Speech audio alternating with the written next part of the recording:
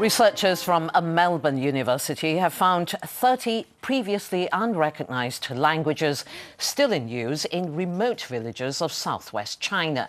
They've now been documented in the Ethnologue, a database which catalogues more than 9,000 living languages around the world.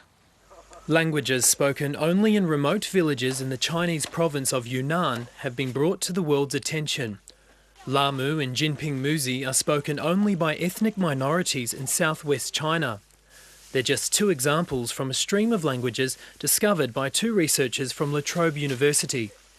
Professor David Bradley and his colleague Dr. Jamin Pelkey have been working in China since 1982, investigating languages that have never been recognised and finding out why they've been ignored.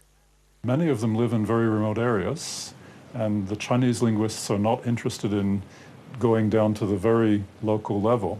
Once they've documented the diversity down to the level of the 55 national minorities of China, then they're happy to stop. But Professor Bradley says despite these languages now being acknowledged, many are endangered and will simply disappear with more dominant languages like Mandarin Chinese taking over.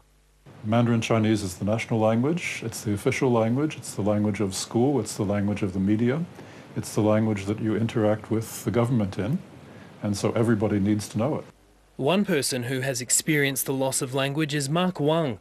He describes his Chinese ethnicity as fifth generation. The father of three now lives in Australia and says he only speaks English.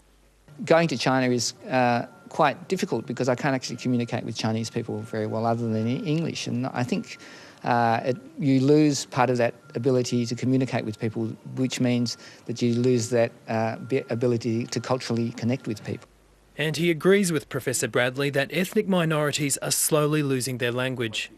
Mr. Wang says just like him, many Chinese people who do move to Australia sometimes adapt to their new home and lose their old language. He says it's very similar to younger generations in China who move from the villages into the main towns and start speaking Mandarin.